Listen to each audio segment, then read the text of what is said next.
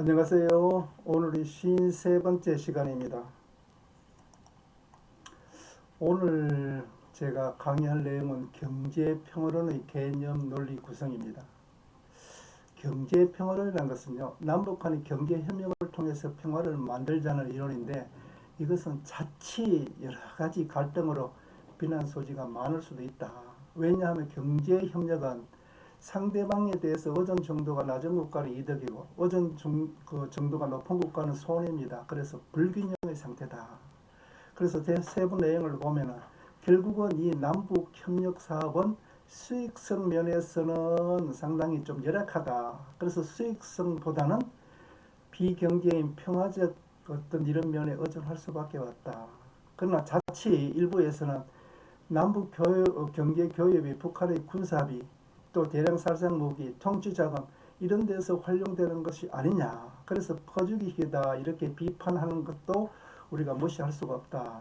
그래서 두 번째는 새로운 규범과 사회적 관행을 만드는 과정에서 가능하다. 국가 간의 이익을 나열하는 차원에서 해결하기 어려운 문제지만은 안보 문제에 대한 상대적 수익, 절대적 수익이라는 이익의 문제를 넘어서는 지역주의 시각을 창출하지 않으면 성공하기 어려운 과제다.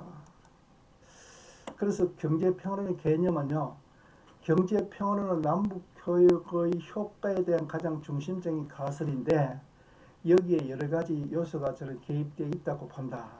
그래서 첫 번째는 우리 국민들이 이 가설이 맞지 않았다고 생각한다면 정책적 대안은 많지 않다고 볼 수도 있다. 그래서 이런 우리가 가설을 좀 고려해 봐야 한다. 이런 점입니다.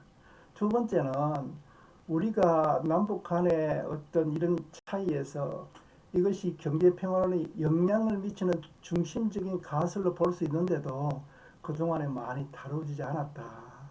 그런데 향후에는요, 이 위험성과 실용성을 모두 고려하는 어떤 제한적인 해석이 필요하다 하는 것입니다. 그러면 이 논리는 뭔가? 남북교역이 정대하면은 장기적으로 한반도 평화가 진전된다. 자, 이렇게 생각한다면은 이러한 주장을 어떻게 전개하는 것이 효과적일까 하는 점입니다. 그래서 원조 경제론, 레버리지론, 경험적 근거론 이 세 파트에 대해서 좀 설명하고자 하는데 먼저 원조 경제론을 보면은 1990년도 북한의 경제는 최악의 피폐 상황이 되었습니다. 그래서 북한은 대외 의존적, 원조 의존적 경제를 갈 수밖에 없었다. 즉 북한은 이게 받아들일 수밖에 없었다. 왜? 체제 유지가 힘들기 때문이다. 그래서 이 원조 경제로는요, 그 이후에 북한의 경제 규모가 커지고 좀 좋아졌다 하더라도 결국은 자원 소요량을 정대할 수밖에 없다. 따라서 외부에 의존할 수밖에 없다는 것입니다. 그래서 추가적 외부 자원 유입을 위해서는 기존의 경제 체제를 외부 지향적으로 더욱더 개조하고 이렇게 많이 넓혀야 한다. 두 번째는 더 많은 추가적 원조 유입을 기대할 수밖에 없다. 그래서 이 두 가지를 본다면은 북한 경제는 대외 의존적, 원조 의존적 성격이 더욱더 강화될 것이다. 레버리지는 한 네 가지를 볼 건데 첫 번째가 북한 경제와 우리 교육이 늘어난다는 사실은 한국 경제에 대해서 북한 경제가 그만큼 더 의존한다. 이렇게 된다면 우리는 한반도의 평화와 관련된 경제적 레버리지를 가질 수가 있다. 다음은 북한은 남북 교역의 정대라는 한국으로부터 경제적인 과실이 계속되고 늘어난다면은 우리로서는 단순히 남북 교역을 정대하면은 북한의 정치 군사적 일탈 가능성을 억제하는 경제적 레버리지를 강화하는 효과를 얻을 수 있을 것으로 본다. 다음은 남북 교역은 한반도의 평화와 관련된 한국의 특정 목표를 달성하기 위한 정책적 레버리지 효과도 얻을 수가 있다. 즉 북한으로서는 이를 방지하기 위해서 그에 상응하는 정치, 군사적, 정책적 양보를 한국에 제공하는 것이 합리적으로 볼 수 있기 때문이다. 그러나 레버리지는 일정한 한계를 갖는다. 자칫 북한의 특성상 극심한 정치, 군사적 반발을 불러와서 한반도가 오히려 긴장이 되고 이렇게 됨으로써 남북 교역 자체가 불가능해짐으로써 경제적 레버리지가 사라지는 상황도 초래할 수가 있다. 다음 이제 경험적 근거론을 보면은 경제적 교육과 정치적 평화 사이의 인과관계의 수많은 경험적 사례를 통해 검증된 바가 있다. 예를 든다면 유럽의 자본주의 평화론이 우리가 대표적인 사례를 볼 수 있다. 우리 입장에서는요, 남북교육과 한반도 평화 사이의 상관관계 역시 남북관계 발전 과정에서 충분히 입증된 바가 있다. 예를 들면은 개성공단이나 금강산 관광에서 한국의 경제가 이렇게 진출함으로써 북한의 정치 군사적 양보가 좀 가시화되고 일시적이나마 양국 국가의 신뢰 회복이 진전된 바가 있다. 그래서 이들 세 가지를 이렇게 그룹으로 묶고 그것이 어떻게 경제 평화론의 가설로 연결되는지가 좀 설명하고자 제가 합니다. 그래서 구성면에서 첫째가 원조 경제론 면인데 북한의 대외적인 무역 이런 것을 경제를 검토해 보면 결국 외부의 지원 없이는 힘들다. 식량과 석유 이런 절대량은 외부 세계의 무상 지원을 의존한 경제를 원조 경제라고 하는데 우리의 관심인 경제 평화론과는 어떻게 맞닿아 있을까 하는 점이다.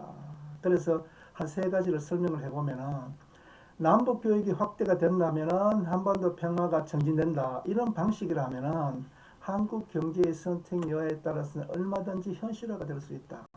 즉 남북 교육의 장기적, 궁극적 평화 효과가 실현될 수 있는 물적인 기반을 마련할 수 있다는 뜻이다. 두 번째는 남북 교육으로 경제적 과실이 북한을 얻기 위해서는요, 북한 입장에서 일종의 불편함, 불이익을 충분히 감내해야 한다는 것입니다. 예를 들면 1990년도에 대북 식량 지원을 한다고 했을 때 북한은 여러 조건을 내서 강력히 저항했습니다.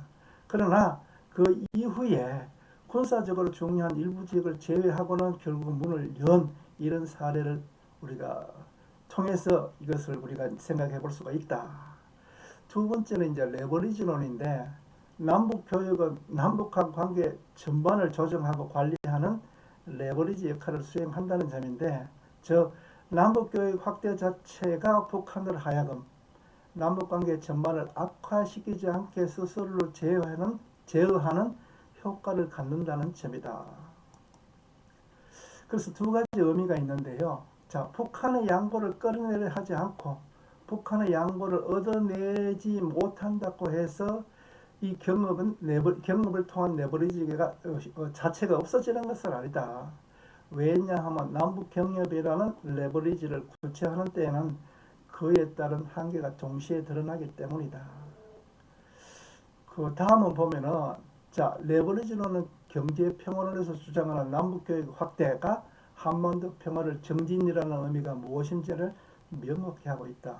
즉 남북 교육 확대 자체가 북한 스스로 판단 구조에 영향을 미침으로써 경량적으로 한반도 평화 정진에 달성할 수 있다고 생각하기 때문이다.